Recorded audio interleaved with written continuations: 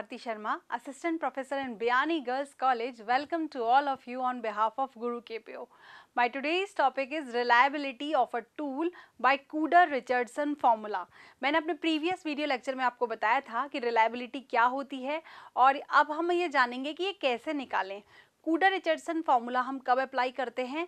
जब हमने अपना स्वनिर्मित प्रश्नावली यानी हमारा सेल्फ मेड टूल जो हमने बनाया है उसके केवल हमने दो ही आंसर रखे हैं, हाँ और नहीं।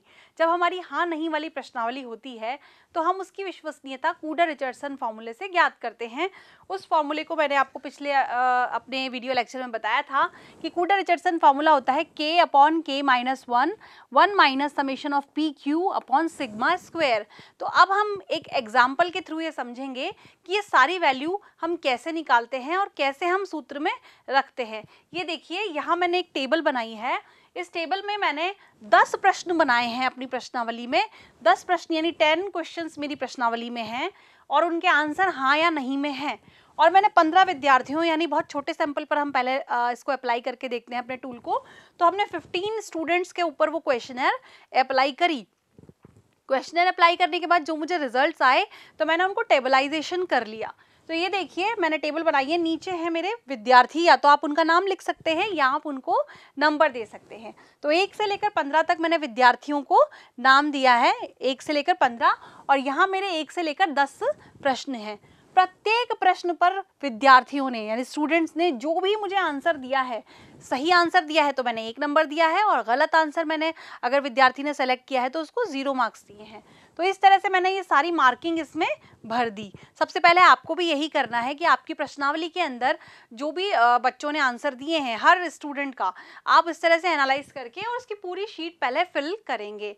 उसके आगे अब मुझे क्या चाहिए, क्योंकि मेरे प्रश्नों की संख्या 10 है तो यहाँ मेरे पास k बराबर क्या हो गया, नंबर ऑफ आइटम 10।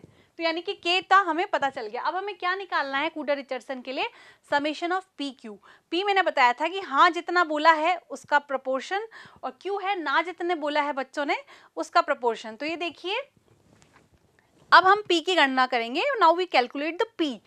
ये देखिए, पहले विद्यार्थी ने पहले प्रश्न पर, है ना, जिस तरह से हाँ बोली है, और इसी तरीके से पहले प्रश्न पर 15 विद्यार्थियों ने, टोटल कर लीजिए आप, पहले प्रश्न पर 15 स्टूडेंट ने 1 2 3 4 5 और 6 हाँ बोली है, टोटल आ गया 6। इसी तरीके से हर कॉलम का सेकंड क्वेश्चन पे टोटल 15 में से हमारे 8 स्टूडेंट ने हाँ बोला है। थर्ड क्वेश्चन पे हमारे 15 में से 12 बच्चों ने हाँ बोला है। फोर्थ क्वेश्चन पे 12 बच्चों ने। ऐसे ही पूरे 10 प्रश्नों का मैं कैलकुलेशन कर लूंगी कितने बच्चों ने उस प्रश्न पर हाँ में जवाब दिया है, यानी पॉजिटिव आंसर है। तो ये मेरे 6 8 12 12 7 11 10 10 और 12 जो 11 ये जो आए हैं, ये मेरे टोटल हर प्रश्न पर 15 स्टूडेंट्स के हाँ वाले जवाब हैं। अब मैं इस p को कैसे निकालूंगी, हाँ का जवाब 15 में से पहले प्रश्न पर 6 हाँ हैं, तो 6/15 करके 6/15 जब हम करेंगे तो आएगा 0.40 ये हमारा पहले प्रश्न का p है। ऐसे ही सेकंड पे जैसे हमारे 8 हैं, 8 हमारी बच्चों ने हाँ बोली सेकंड प्रश्न पर, तो 15 में से 8 ने हाँ बोली, तो मैंने इसका प्रोपोर्शन कैसे निकाला, 8/15 किया तो 0.8 मेरा आया। तो इस तरीके से हम इनके हर प्रश्न के p निकाल लेते हैं। तो ये मैंने हमारी इस लाइन में पूरी p की गणना करी है। पहले प्रश्न का 0.40, दूसरे का 0.53, तीसरे का 0.80, चौथे का 0.80, 0.47, 0.73, 0.67, 0.67, 0.80, 0.73। ये हर प्रश्न पर मुझे p का प्रपोर्शन मिल गया। वापस सुन लीजिए, p का प्रपोर्शन कैसे निकालते हैं। पहले प्रश्न पर कुल विद्यार्थियों में से जितनों ने हाँ बोली उसका कुल से अनुपात निकालेंगे। जैसे मेरे प्रश्न में पहले में 15 में से 6 ने हाँ बोली, तो 6/15 करके मैं पहले प्रश्न का p निकालूंगी। ऐसे ही पूरे 10 प्रश्नों का मैं p ज्ञात करूंगी। फिर क्या है कि अब मैंने हाँ तो निकाल लिया, अब मुझे कितने बच्चों ने उसी प्रश्न पर नहीं बोला है। या तो आप वापस से वही गणना करें, या सीधी सी बात है, 1 में से आप इसको घटा दीजिए, 1 - 0.40 करेंगे तो 0.60 आ जाएगा, क्योंकि जो पूरा अनुपात हमारा एक होता है प्रोपोर्शन, उसमें से अगर मुझे हाँ मिल जाता है तो मैं ना का ऑलरेडी काउंट कर सकती हूँ। या आप अगर आपको नहीं समझ में आता है तो आप जैसे 6 तो उसकी वो है हाँ है, और बचे हुए जो ना है वो ना बटे 15 करके आप वो भी निकाल सकते हैं। पर प्रोपोर्शन मेरा 1 है तो मैंने कैसे निकाला, 1 माइनस 0.40, अगर मैं 0.60 करूँगी या ये मेरी जो 6 हाँ है 0.40 करूँगी तो कितना आएगा 0.60। तो जो मेरा क्यू का प्रोपोर्शन होगा वो क्या होगा 0.60। या तो आप पूरी कैलकुलेशन कर दीजिए, जितनों ने ना बोला है उसको 15 से डिवाइड करते हुए उसका प्रोपोर्शन निकाल दीजिए। 1 माइनस जो मेरा हाँ का प्रोपोर्शन है उसको मैं 1 में से सब्ट्रैक्ट करूंगी तो मुझे ना का प्रोपोर्शन मिल जाएगा। तो यानी कि हमारा अगर पहले क्वेश्चन पे 0.40 अगर मेरा P है तो उसका Q कितना हो गया 0.60। सिमिलरली दूसरे प्रश्न पर 0.53 अगर है तो 1 माइनस 0.53 करने पर मुझे मिल जाएगा 0.47। इसी तरीके से 0.80 है तो 0.20 मेरा ना का प्रोपोर्शन हो जाएगा। ऐसे ही मैंने सबका P ज्ञात किया, अब मैंने सारे प्रश्नों का Q ज्ञात किया, क्योंकि मुझे मेरे प्रश्न में क्या चाहिए P गुणा Q चाहिए। तो अब मैं क्या करूंगी, इन दोनों को आपस में गुणा कर दूंगी, यानी कि P गुणा Q कैसे किया मैंने, 0.40 को 0.60 से गुणा करने पर मुझे क्या मिला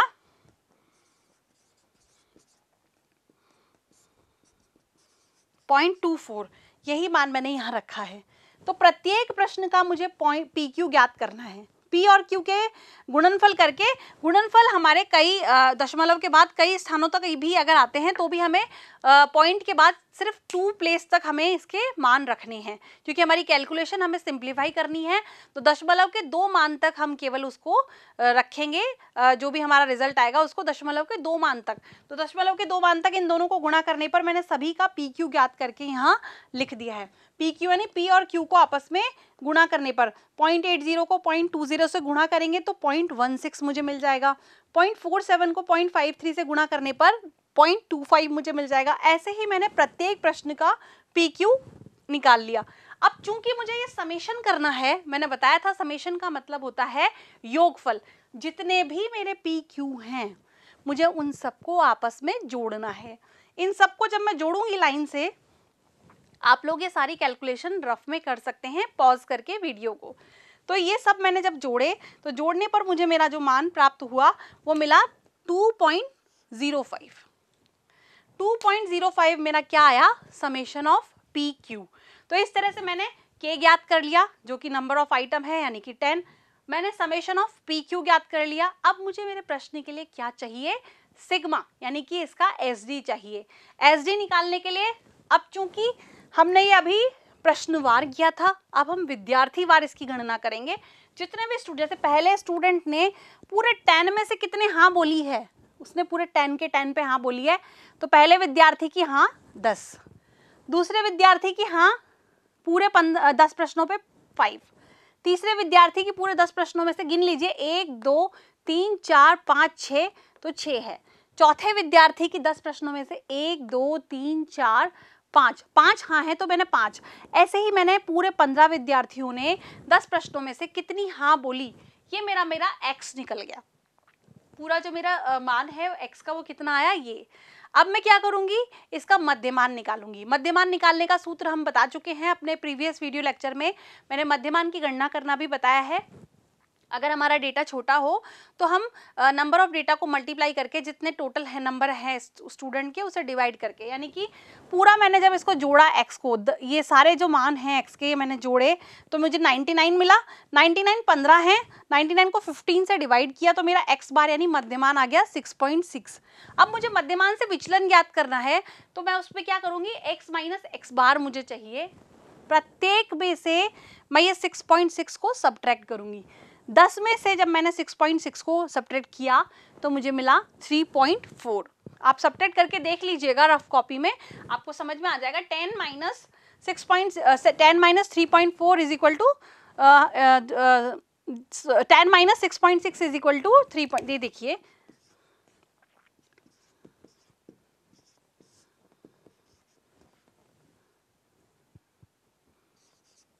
ये देखिए जब मैं इसमें से 10 में से करूँगी सब्ट्रैक्ट तो मुझे मिलेगा 3.4। ऐसे ही मैंने हर कॉलम में इस चीज़ को x माइनस एक्स बार किया है। 5 में से जब मैं 6.6 को माइनस करूँगी, 5 माइनस 6.6 तो मुझे मिलेगा माइनस का 1.6, क्योंकि 5 हमारा छोटा है और छोटे में से जब बड़ी संख्या को हम सब्ट्रैक्ट करते हैं तो हमारा साइन जो है वो नेगेटिव आता है। तो ये नेगेटिव 1.6।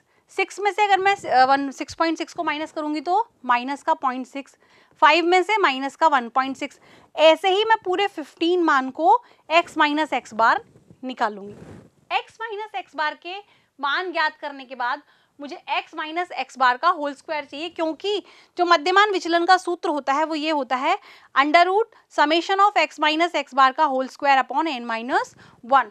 तो जो मेरे टोटल है, मैंने इस तरीके से x माइनस एक्स बार करते हुए पूरे का मध्यमान से विचलन ज्ञात किया।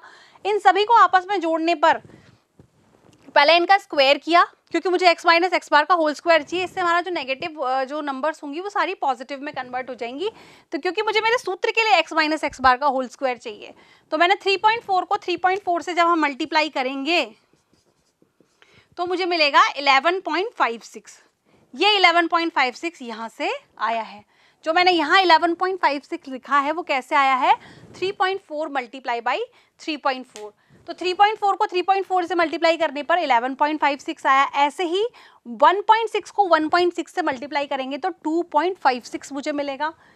0.6 को 0.6 से मल्टीप्लाई करेंगे तो 0.36 मुझे मिलेगा। सिमिलरली मैंने पूरे x माइनस एक्स बार का होल स्क्वायर ज्ञात कर लिया। फिर हमें क्या चाहिए, समेशन, क्योंकि जो हमारा विचलन का फॉर्मूला होता है वो summation x minus X bar का होल स्क्वायर। मैंने इन सबको आपस में जोड़ लिया, जोड़ने पर मुझे मिला 83.6। तो अब मैं मध्यमान विचलन के सूत्र में ये रख दूंगी, यानी कि sigma is equal to summation of x minus X bar का whole square upon n minus 1। n है हमारा 15, क्योंकि 15 स्टूडेंट्स पे हमने इसको अप्लाई किया था रिजल्ट को। तो 15 माइनस 1 14, 83.6 में अगर मैं 14 को डिवाइड करूंगी तो 5.97 मुझे मिलेगा।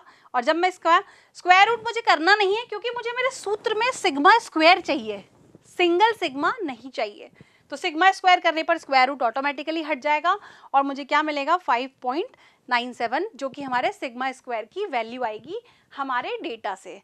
ये सारी वैल्यू जो मुझे मिली, k is equal to 10, summation of p q 2.05 और सिग्मा स्क्वायर 5.97, ये सारे मान मैं कूडर रिचर्डसन फॉर्मूला में पुट कर दूंगी, जो कि हमारा रिलायबिलिटी का फॉर्मूला है। 10 अपॉन 10 माइनस 1, 1 माइनस 2.05 अपॉन 5.97। ये सारा जब मैं सॉल्व करूंगी तो मुझे ये सारा इसको सॉल्व करने पर 1.11 मिलेगा। आप अपनी कॉपी में सॉल्व करके देख सकते हैं with the help of calculator, और जिसकी कैलकुलेशन बहुत अच्छी हो वो अपनी कैलकुलेशन यूं भी कर सकता है। और जब हम इसको सॉल्व करेंगे तो हमें मिलेगा 1 माइनस 0.34, और आपस में जब इसको गुणा करके हम हल करेंगे तो हमारी जो रिलायबिलिटी इस टेस्ट की आई वो 0.73 हमारी प्राप्त होगी। इससे क्या ज्ञात होता है कि जो टेस्ट मैंने अप्लाई किया उसकी रिलायबिलिटी 0.73 है मुझे मिली, यानी कि ये एक सामान्य स्तर का रिलायबल टेस्ट है, तो मैं इसे यूज़ कर सकती हूँ। अप्रॉक्सीमेट जब हम रिलायबिलिटी निकालते हैं तो हम ये कैसे ज्ञात करें कि कोई टेस्ट अच्छा है। 7 मतलब अप्रॉक्सीमेट जो रिलायबिलिटी है 0.75 से अबव या 0.75 से मतलब 0.7 से अबव ही आनी चाहिए, तभी हम उस टूल को रिलायबल बोलते हैं। अदरवाइज रिलायबिलिटी बहुत कम हो जाती है और हमें कंस्ट्रक्शन दोबारा से करना चाहिए, क्योंकि कहीं ना कहीं हमारे कंस्ट्रक्शन में एरर है। हमें या तो क्वेश्चंस का निर्माण दोबारा से करके, उसकी फ्रेमिंग दोबारा से करके, जो रिपीट हो रहे हैं उन क्वेश्चंस को हटाकर एक बार फिर से उसका निर्माण करना पड़ेगा। हमारा जो टूल जिसके अकॉर्डिंग हमने डेटा बनाया है, इस रिलायबिलिटी के अकॉर्डिंग वो टूल हमारा जो है सामान्य रूप से विश्वसनीय प्राप्त हुआ। थोड़ा आपको ये टफ लग सकता है क्योंकि इसकी कैलकुलेशन जो आपने देखा होगा थोड़ी सी जो मैथमेटिक्स जिनकी वीक है हो सकता है उन्हें ये थोड़ा कम लगे, लेकिन आप हमारे वीडियो लेक्चर को पॉज करके या रिवाइंड करके भी इसे वापस से समझ सकते हैं। ये बहुत ज़्यादा टफ नहीं पड़ता है। आप इसे एक्सेल शीट पे कंप्यूटर के द्वारा भी इसे ज्ञात कर सकते हैं, पर छोटे डेटा पर अगर हमें करना हो तो हम अपने आप भी इसकी गणना कर सकते हैं बजाय किसी कंप्यूटर से हम इसकी कैलकुलेशन करवाकर। Thanks for watching and listening me. For further detail please log on www.gurukpo.com।